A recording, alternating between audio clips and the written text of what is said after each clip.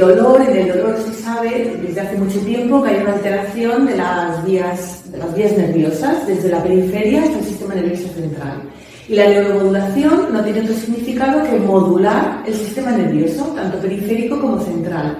Y esa neuromodulación puede ser poco agresiva, algo más agresiva o muy agresiva, como por ejemplo, un fármaco puede neuromodular, véase una gabapentina, una pregabalina, porque estos fármacos lo que hacen es alterar el nivel de ciertos neurotransmisores que circulan en condiciones patológicas cuando hay dolor.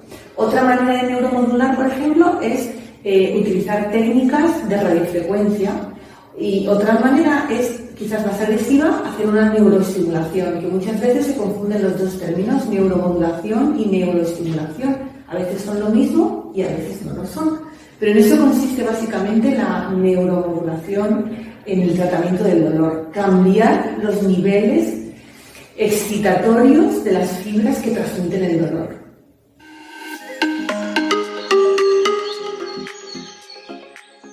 Cuando existe incontinencia tanto fecal como urinaria, quizás más la fecal, está indicado el tratamiento neuromodulador porque con la neuroestimulación, en este caso de ciertas fibras, se cambia la excitabilidad de las fibras aferentes sacras, que son las responsables de esa incontinencia fecal o de una vejiga hiperactiva, por ejemplo, en la patología urinaria. Tanto en una situación patológica como en la otra, la neuroestimulación o neuromodulación lo que hacen es un poco ordenar esa excitabilidad alterada que ocurre en esas situaciones, tanto en incontinencia como en vejiga hiperactiva. Otra situación distinta es, al hablar de incontinencia fecal, es el estreñimiento, que también hay una alteración de esa transmisión nerviosa desde las fibras del esfínter hasta el sistema nervioso central, y ahí también estaría indicada una neuromodulación, pero con distinta eficacia para la incontinencia fecal. Y si hablamos del aparato urinario, donde más evidencia existe de la neuromodulación, ya sea una neuromodulación de raíces sacras o una neuromodulación que se puede utilizar de manera percutánea, como por ejemplo la del tibial posterior y tal, tiene más evidencia la vejiga hiperactiva. El dolor pélvico claramente es más frecuente en las mujeres que en el hombre. La explicación es fácil porque la mujer tiene algo que no tiene el hombre, que son los niveles hormonales y ciertas necesidades hormonales para ser madres, para provocar un ambiente favorable para la fecundación. También la mujer tiene una estructura anatómica completamente diferente al varón y quizás tenga unas estructuras mucho más ricas para que duelan, simplemente por la abundancia y por anatomía de la mujer. Pero el hombre también tiene dolor pélvico. Y además tenemos muchos pacientes con dolor pélvico de unas características completamente distintas a la de la mujer.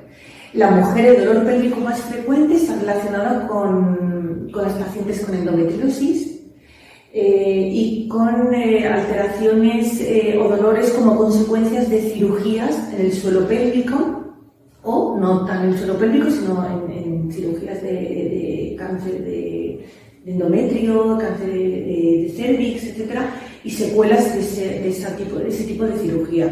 Pero el dolor más frecuente en la mujer pélvico es la endometriosis. Luego hay otra patología que es la neuralgia del pudendo, de la que se habla muchísimo, de la que se habla de muchos abordajes terapéuticos, desde lo más banal a la cirugía que se está haciendo en los últimos años para liberar el pudendo. También sigue siendo más frecuente en la mujer, también por las estructuras anatómicas y por haber parido. Esto lo tengo que decir así, pero hay mujeres en las que simplemente por haber tenido un parto vaginal presentan un dolor de unas características muy similares a una neuralgia del pudendo o que comparten características de la neuralgia del pudendo. Pero en el varón también existen, por ejemplo, pacientes varones que montan en bicicleta con cierta asiduidad, pacientes Porque quizás en el varón la causa más frecuente de la neuralgia del pudendo es la idiopática, es decir, que no se encuentra ninguna causa, ni ningún traumatismo, ni ninguna razón que justifique claramente que el nervio pudendo esté lesionado, pero es frecuente verla en el varón también. Indudablemente, la mujer es la que más sufre ese tipo de dolor.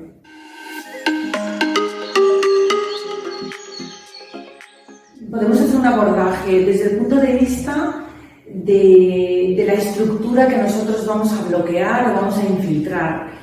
Podemos infiltrar nervios periféricos. Los nervios periféricos en la pelvis, los más frecuentes son el nervio pudendo, el obturador, los cruneales. Todos estos nervios nosotros podemos bloquearlos bien con nuestros anestésicos locales y corticoides y con estas técnicas de radiofrecuencia, que la mayoría de las veces tendrá que ser una radiofrecuencia pulsada, más que térmica, aunque esto también es discutible y se puede individualizar cada caso. Después, otras estructuras que nosotros podemos abordar son estructuras nerviosas simpáticas y parasimpáticas. Y en estas estructuras también estaría el pudendo, que tiene componente simpático, el ganglio impar, que es un ganglio muy abordado por nosotros para mucha patología del suelo pélvico. Está también el plexo hipogástrico, tanto el superior como el inferior. Estos abordajes son quizás los que más utilizamos nosotros para las mujeres, sobre todo mujeres con dolor pélvico post-endometriosis o post-endometriosis, post-cirugía de endometriosis o por el hecho simplemente de tener una endometriosis. Y luego hay otro tipo de técnicas que no son claramente estructuras nerviosas, pero está muy de moda la infiltración, podríamos decir, en el suelo pélvico. Y en el suelo pélvico estas infiltraciones son musculares o incluso fasciales, pero sobre todo musculares, que nosotros hacemos menos. Bueno, pues porque hay otros especialistas quizás que se dedican más a ello, que son estructuras mucho más fáciles de abordar que un nervio, como podríamos abordar nosotros, o un plexo o un ganglio. Y luego, por otro lado, está lo que viene siendo todo lo que se acerca a la médula espinal, que son las raíces sacras y las raíces lumbares, que también están implicadas muchas veces en el origen del dolor pélvico. Ese sería quizás relatado de una forma fisiopatológica. Los pacientes habrán oído hablar de bloqueos musculares, bloqueos nerviosos, infiltraciones varias, etc. Pero para lo que nos dedicamos al dolor, quizás habría que dividir en bloqueos del sistema nervioso periférico, que son los nervios periféricos, sistema nervioso simpático-parasimpático, que son los plexos, los ganglios raquídeos, que están muy cerca de la columna vertebral, y estructuras musculares.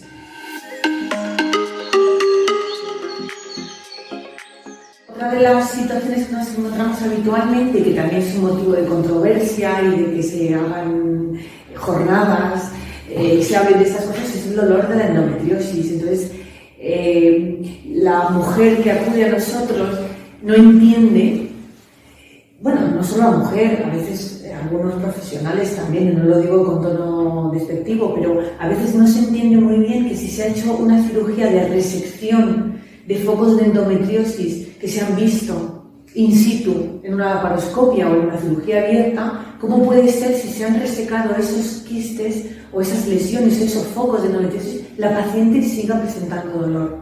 Y eso es difícil de entender porque no hay nada a lo mejor objetivo que justifique que la paciente presente dolor.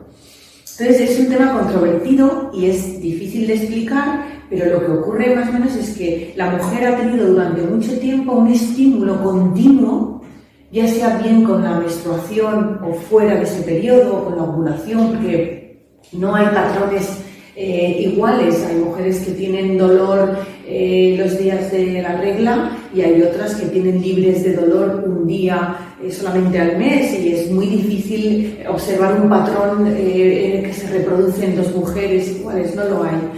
Entonces, el hecho de que estas pacientes o mujeres hayan tenido un estímulo cíclico durante mucho tiempo de su vida ha creado memoria en el sistema nervioso central, de lo que se habla tanto en muchos foros de esa hipersensibilidad central y esa hiperexcitabilidad. Entonces, lo que ocurre es que a estas pacientes, aunque se resequen esos focos de endometriosis, siguen presentando dolor. No todas, algunas sí y otras no. Y a eso se añade otra cosa, y es que simplemente por el hecho de haber sido intervenidas quirúrgicamente tienen un riesgo mayor de desarrollar adherencias como consecuencia de la cirugía. Y en la abdominal más que en otra. Quizás sea una de las zonas donde mayor adherencia se produce como consecuencia de la intervención quirúrgica. Eso potencia y añade algo de dolor que a lo mejor la paciente pensaba que sometiéndose a esa intervención quirúrgica iba a desaparecer el dolor. De ahí que, bueno, nosotros estemos en contacto con esta paciente, con ginecología, con rehabilitación de suelo pélvico, con coloproctología, con urólogos, porque son dolores complejos que abarcan mucha zona. La pelvis es muy rica, tiene 3 grandes vísceras, por decirlo de alguna manera, que es el sistema urinario, el sistema reproductor en la mujer y el sistema digestivo, y hay una convergencia entre los tres grandes aparatos, y mujeres que tienen algo patológico en el endometrio tienen dolor cuando van al baño, o cuando realizan la defecación, o cuando hacen una micción. Y dicen, pero ¿cómo puede ser si yo solamente tengo algo de dolor menstrual, por decirlo de alguna manera? Y es por esa convergencia que existe a nivel del sistema nervioso central y periférico de los 3 grandes bloques, urinario, reproductor y digestivo. Y no hay que tener una lesión en los 3 para que duelan los 3, no, puede haber lesión en uno y compartirla los demás. Y eso es difícil de entender y hacerle entender a la paciente que no tiene nada en el tubo digestivo, pero que hay determinados momentos en que le duele por esta transmisión tan difícil y tan compleja que tiene el sistema visceral pélvico.